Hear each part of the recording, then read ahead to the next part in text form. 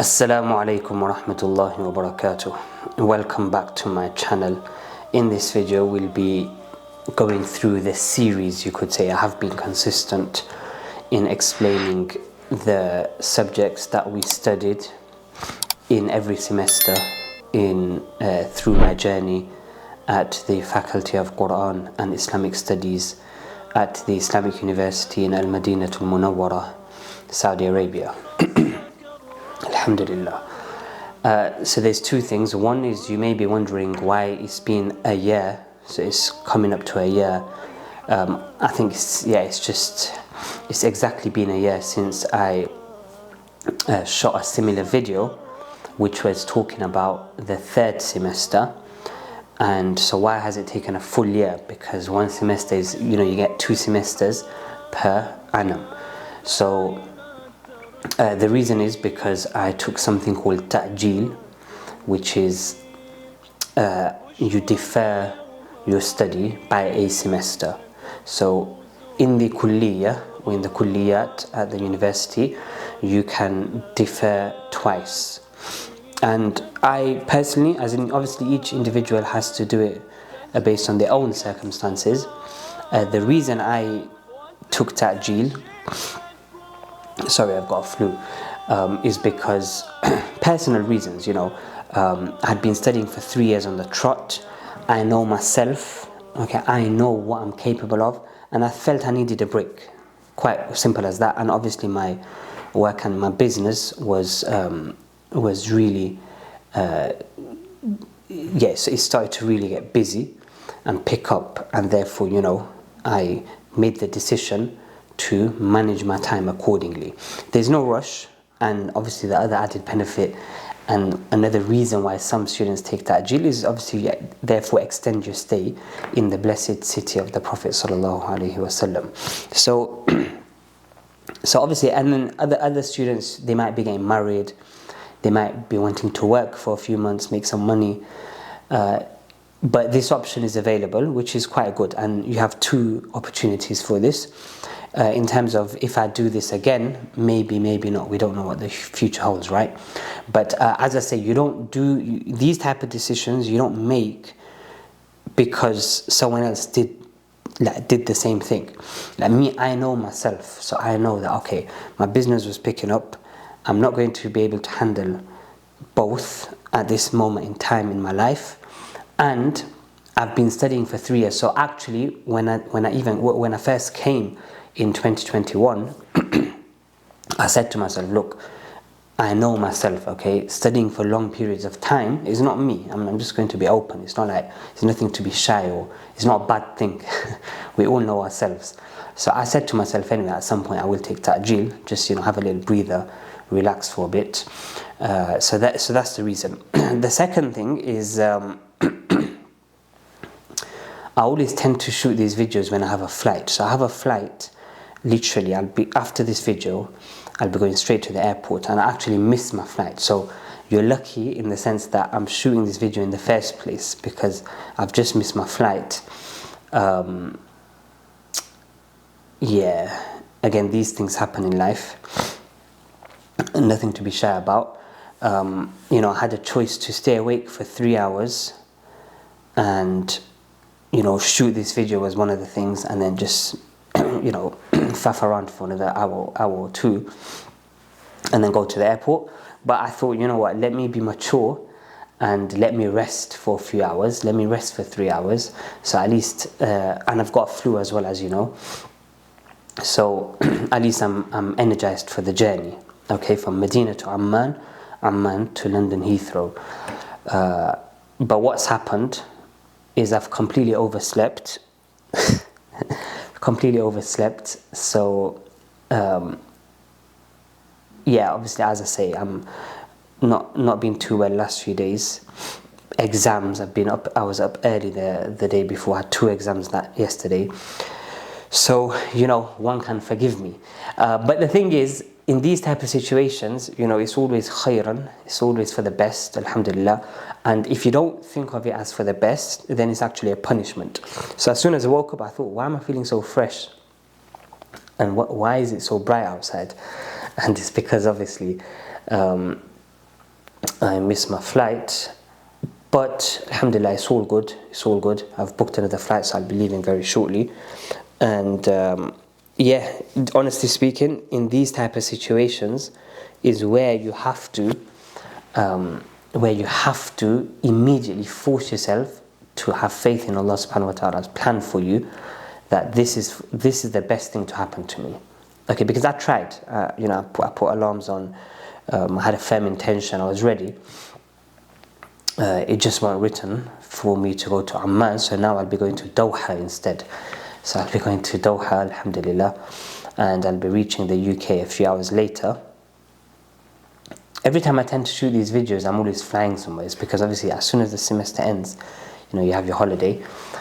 So anyways, enough chit chat. I need to get on with the video. I did want to make this a very long video, so I can literally teach you everything. Obviously not everything we studied, but go into a lot of detail. But I don't think it'll be the case now, because we don't want to miss another flight, right? So, but I will try to go into as much detail as possible. So we'll start with the main topic, the main subject. We had 8 subjects this semester, 4th semester.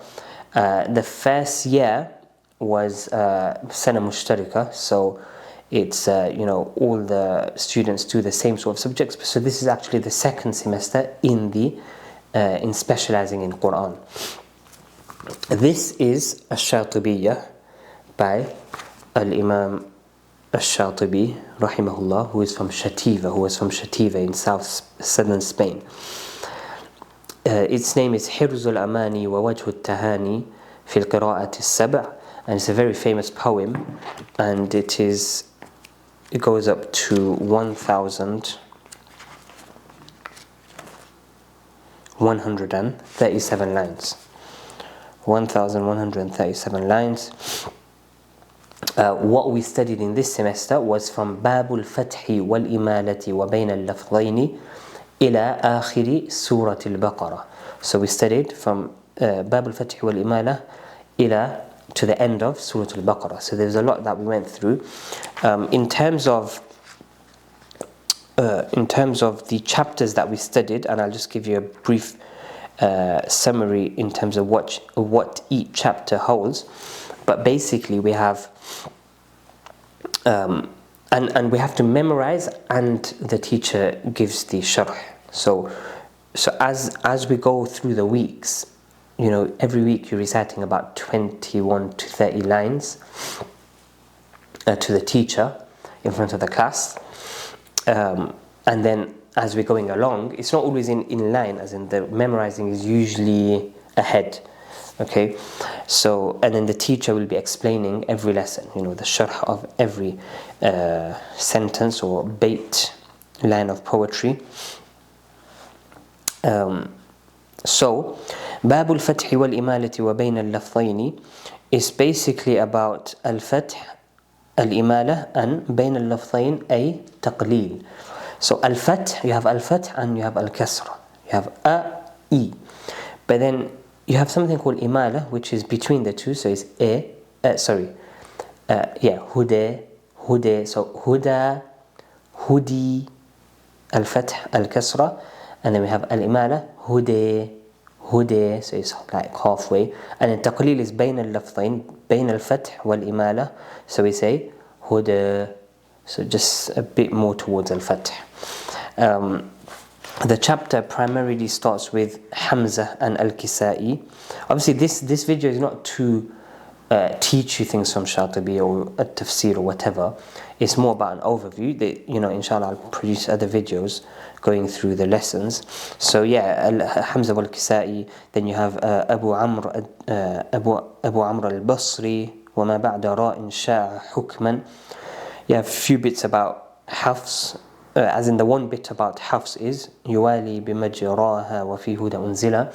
As you know, you read بسم وقال اركبوا فيها بسم الله مجريها ومرساها. That's the only place Hafs has imala in the Quran.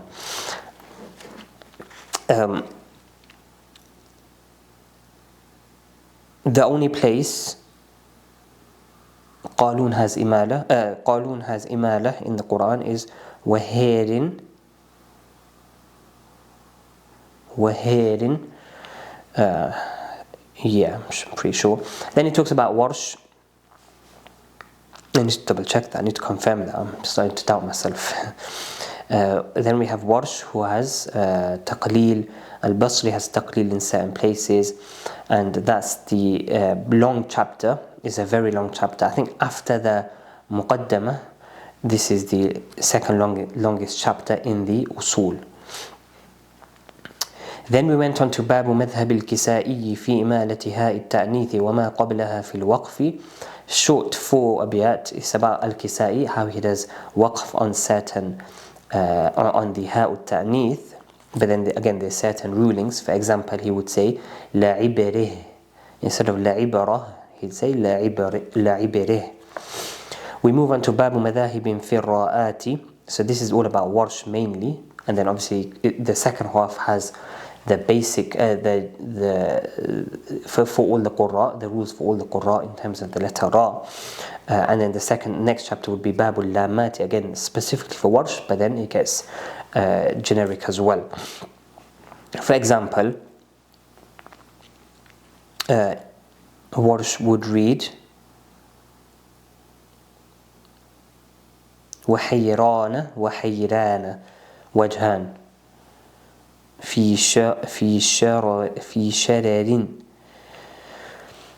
وفخمها في الأعجمي. So Ibrahim, Israel, Imran is all مفخمة, but then you have certain ورقق ورش كل راء وقبلها مسكنة ياء أو الكسر موصلة. Check my channel for the other video that I explain this in a bit more detail. Same for Babul Lamati.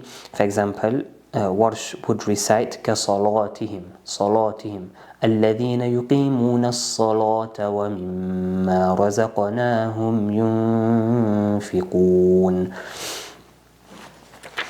باب الوقف على أواخر الكلم. How to stop at the end of the words. So this talks about الروم والإشمام. باب الوقف على مرسوم الخط. How to stop on the the مرسوم الخط, meaning how things are written in the mushaf. So for example, you might have رحمة بالتاء مربوطة, or you might have التاء, the long ta, رحمت. So how do you stop? So it changes for every imam. باب مذاهب في ياءات الإضافة. So for example, here is between السكون of the ya or al-fath. So for example, إنية instead of إني أعلم, إني أعلم.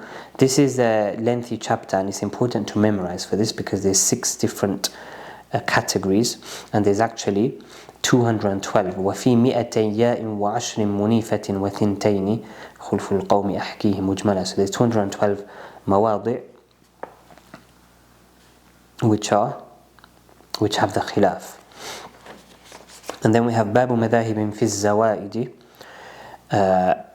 This is ودونك ياءات تسمى زوائدا لأن كنا عن خط المصاحف معزلة. So it's based on the خط المصاحف في خط المصاحف, meaning so this is about the ya again, but are we adding or are we حذف, يعني are we leaving it out according to the رسم المصحف. It's not about the ya is already there, ياء الإضافة, and you're deciding whether it's sakin or fath. Here we're deciding whether it's al-hadf wal-ithbat.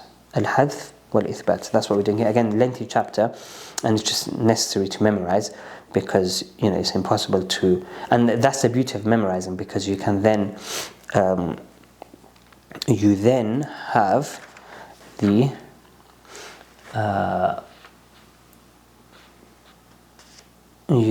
the advantage of learning the little things as well, and remembering them quite easily.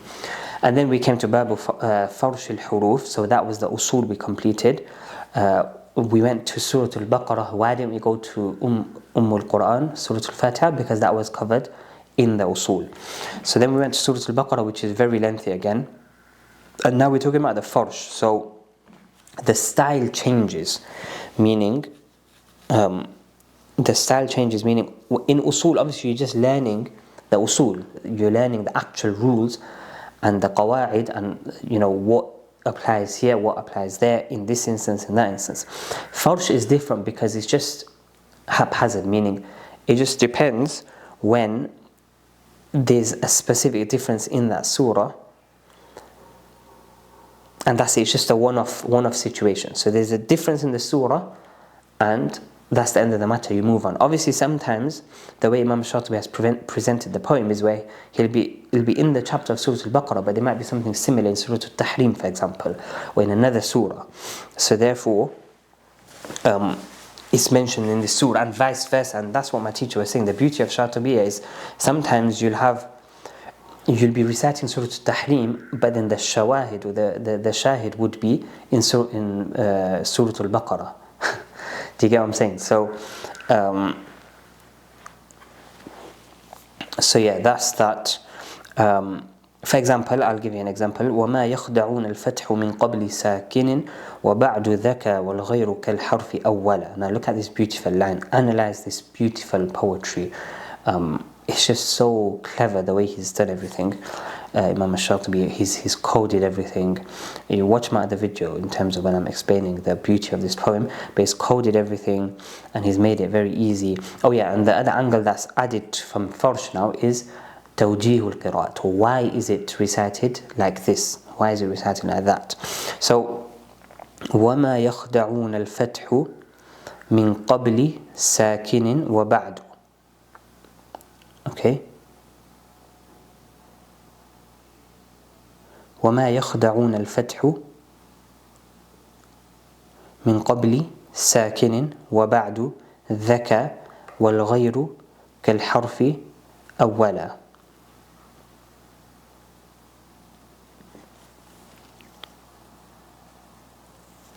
So just assess this beauty. So you have يخادعون الله والذين آمنوا, and Hafs we say وَمَا يَخْدَعُونَ إِلَّا أَنفُسَهُمْ وَمَا يَشْعُرُونَ. So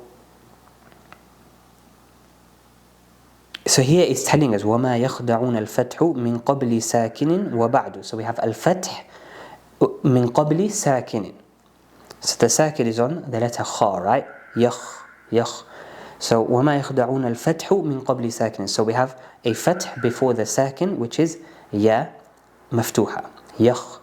وبعد دا يخدع. Okay, so we know it's يخدعون فهو ذكى. Okay, so ذكى would be, ذال is for Rams, and this is the beauty again. ذال is for Rams الكوفيون وابن عامر. Okay, so الكوفيون وابن عامر recite وما يخدعون, and as Hafs is under كوفيون, Hafs is under Asim, who is from Al-Kufa. So we say يخادعون الله والذين آمنوا وما يخدعون إلا وما يخدعون. So how do we understand, this is the beautiful bit, how do we understand how the rest, al-Baqun, how do the rest read this word then? From this line, how do we pick up from وَمَا يَخْدَعُونَ الْفَتْحُ مِنْ قَبْلِ سَاكِنٍ وَبَعْدُ ذَكَى وَالْغَيْرُ كَالْحَرْفِ أَوَّلًا? How do we pick up how the rest read, which is أهل السماء effectively, which is نافع, أهل السماء, نافع وابن كثير وابن عامر. Okay, because here ذال ذكى was for الكوفيون وابن عامر. So how do we understand وَالْغَيْرُ كَالْحَرْفِ أَوَّلًا? وَالْغَيْرُ, so other than ذَكَى, كَالْحَرْفِ أَوَّلًا, the word that came earlier, the word that came first was يُخَادِعُونَ اللَّهَ وَالَّذِينَ آمَنُوا. يُخَادِعُونَ. So how does أهل السماء read? يُخَادِعُونَ اللَّهَ وَالَّذِينَ آمَنُوا وَمَا يُخَادِعُونَ. Same. كَالْحَرْفِ أولا. I hope you found that as interesting as I did. So that's just beautiful, because I was thinking, like, when we came to this lesson, when I was looking at it, I was like, okay, So how do we know? And I have so many of these questions, and then when the teacher explains it, when Sheikh Abdullah al-Jarullah, when I ask him sometimes in the Haram, when he explains it, it's just like, wow, that connection is amazing. And there's a lot of rules to it. There's a lot of rules and qawa'id and the opposites and that kind of stuff you need to know. So وَمَا يَخْدَعُونَ الْفَتْحُ مِنْ قَبْلِ سَاكِنٍ وَبَعْدُ ذَكَ وَالْغَيْرُ كَالْحَرْفِ أَوَّلًا.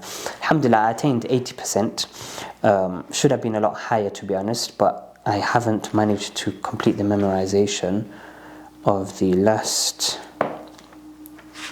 1, 2, 3 sides. So it's a bit of a thing. But I did speak to the teacher. But if I completed the memorization of that, I would have at least got another 5 to 10 marks, because marks were assigned to that. But alhamdulillah, no complaints. That is al-Shatibiyyah. That we started with that because that is the main topic. Just another quick thing. This is Mushafu Dawlat al-Kuwait lil-Qira'aat al-Ashr. It's very beneficial because it has the Ashra Qira'at printed for the whole Quran. So it's very beneficial, especially when you're learning. Oh yeah, the other thing that we learnt, which was very new to me, is how to recite in Jam'. How to recite Jam' al-Qira'at. So for example, Maliki Yawmiddin, Maliki Yawmiddin, Shahru Ramadan alladhi unzila fihi al-Quran. So basically what I'm trying to say is the tariqatul jam'. How do you recite Jam'ul Qira'at between all 7? And there's a lot of, that takes time to get your head around. But once you get your head around it, it becomes, you just have to keep practicing, and then it becomes second nature. That's my advice there. It's difficult to understand at the start, and I'm going to shoot a video specifically explaining tariqatul jam'. So, and then after that it's just about learning, repeating, and they say, once you get to the second or third juz, you've spent enough time that you're well prepared to just, it becomes second nature. So obviously when I see other people or other students, a lot of them have studied previously, when I see them reciting and I'm thinking, whoa, that's like, how are they doing that easily? Or even the teacher, how is he like just picking it up like that? But it's not like, you have to be so intelligent. It's more about repetition, and naturally just, you just pick it up. 1 second. Okay, I've just checked the time. And I can't be missing this next flight, right? So I'm going to have to go a bit quicker. I did want this to be a long video, the longest ever, but I will have to start moving. As I said, I need to check in my baggage. I need to collect my boarding pass because they didn't give me. I just tried to check it online, but they didn't give me my boarding pass. Fine. Madinah airport's not busy, alhamdulillah, and also it's just 20-minute drive from my house. So just call a taxi and get there quick, alhamdulillah. The worst. So from my house to Madinah airport, I love it. So especially when I return, just a 20-minute drive, right? But the worst is when I land at Heathrow and then I have to take a stupid coach for 2.5 hours. I can get, people are ready to pick me up, but it doesn't make sense, right? Wasting, it takes about 6-7 hours of their day because they have to prepare to leave, then drive 2.5 hours to Heathrow from Leicester, and then wait for me, then 2.5 hours, and it's like, and then fuel is expensive as well, so it's like, I'd rather just take a coach, which was a bit expensive as well, to be fair, but because I booked last minute. Typical me. I think I live a bit of a crazy lifestyle though. Yeah, but I haven't missed a flight for a very long time, last time I missed a flight was over 10 years ago, so I think I'm doing all right. Okay, so this is, now we have Usool Tafseer. There's 4 volumes, I've got 3 here. It's عن الحافظ ابن كثير مختصر تفسير القرآن العظيم. So Ibn Kathir has his tafsir, Tafsir al-Quran al-Azim, and this is a sharh or mukhtasar of that tafsir. Sheikh Ahmed Shakir, we studied Surah al-Ma'idah, Surah Hud and Surah Maryam. alhamdulillah, excellent teacher. He was very good in the sense that he, what I liked about him, he's young, he's a doctor, but he's young, and he was bringing technology and, apps and ChatGPT and all these different apps. He was bringing that into the tafsir. And the reason I found that interesting or good and beneficial is because we do need to move forward with times. We can't just live in the old ages. If things are, if there's technology, if there's apps, if there's AI, we need to use it so we can advance as well together with the rest of the world. So he's very, very focused on that aspect as well, and it benefited me as well, alhamdulillah. But that's what we did from in Tafseer al-Tahlili. We then move on to al-Tafseer wal Mufasireen, Sheikh al-Dhahabi. This is Manahij al Mufasireen. Here we learnt about how Tafseer, Manahij al Mufasireen. So, we learn about the stages of Tafseer. It's a very thick book, as you can see. We did about 200 pages from there. The key contributors to Tafseer from the start, the different stages. You have, the school of Mecca, which is Ibn Abbas. We have the school of Madinah, which is Ubay bin Ka'b radiyallahu anhuma. We have the school of al-Iraq, Abdullah bin Mas'ud radiyallahu anh. And then we move into understanding the books, the main books of tafsir. So we have Ad-Durr al-Manthur في التفسير المأثور للسيوطي. We have تفسير القرآن العظيم. We have الطبري جامع البيان. We have al-Baghawi, I think معالم التنزيل. So we have, we picked out the main books. We picked 5, and we had to understand the books. What differentiates them one from the other.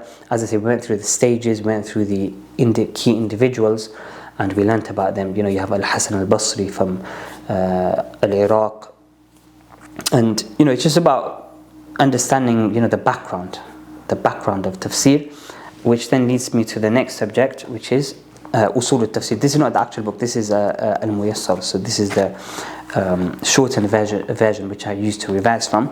But Usool Tafseer is things like, again, introduction, Tarikh al-Tafsir, what is Tafsir, then Masadir al-Tafsir, which is, we have 5, Al-Quran, As-Sunnah, أقوال السلف اللغة and al-Isra'iliyat. These are the 5 Masadir al-Tafsir, sources of Tafsir. Where does Tafsir originate from? Obviously Al-Quran is أولا وبعد ذلك السنة.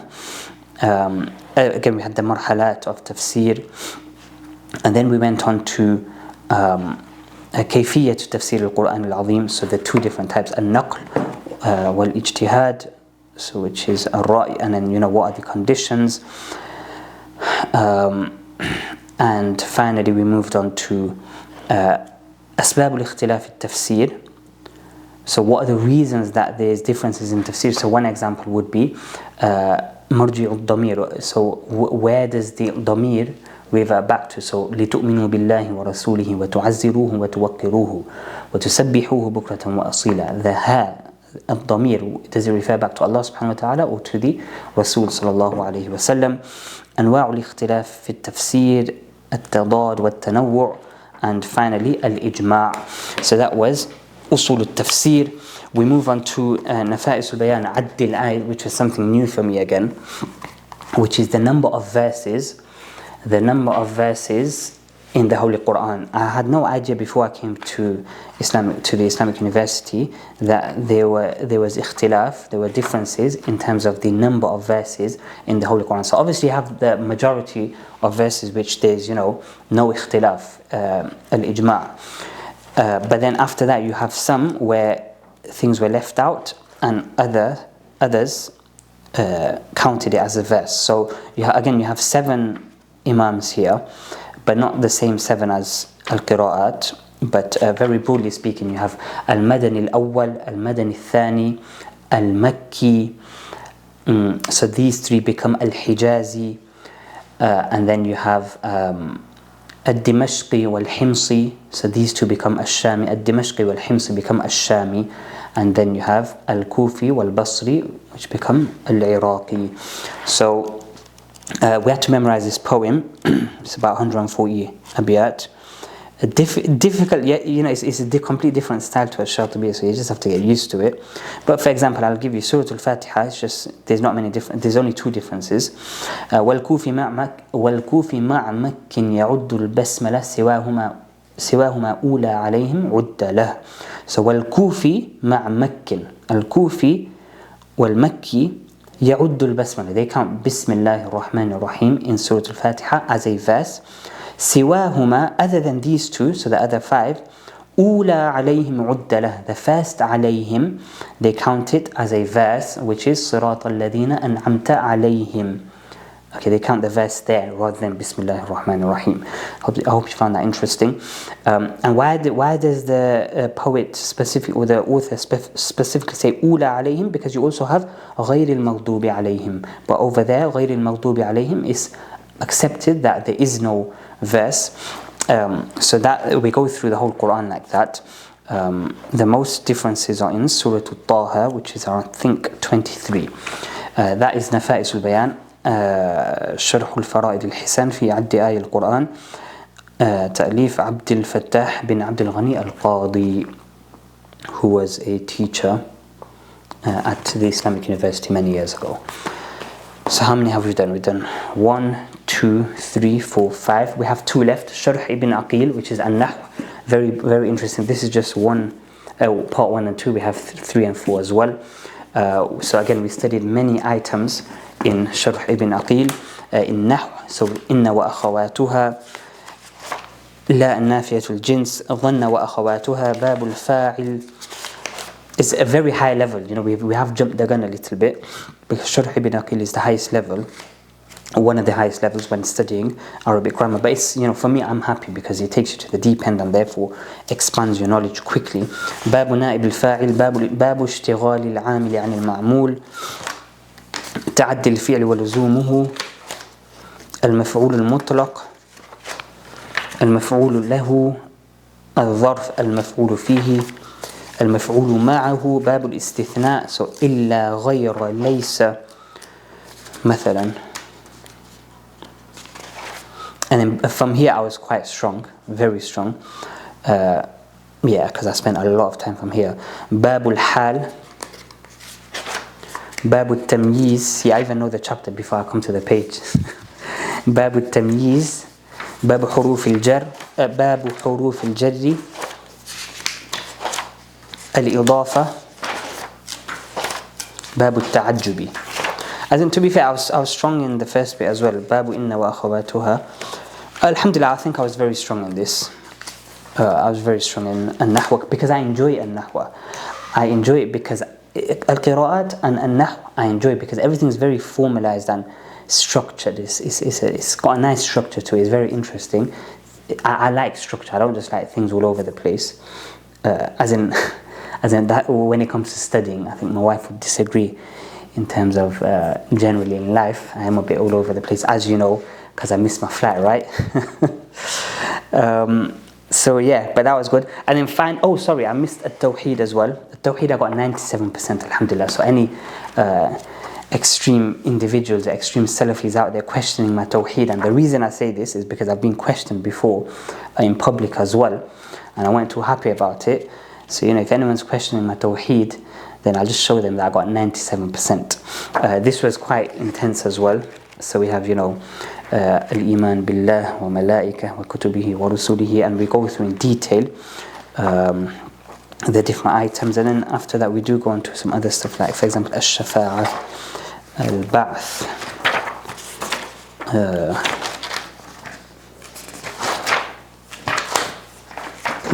that's for Yawm al-Qiyamah.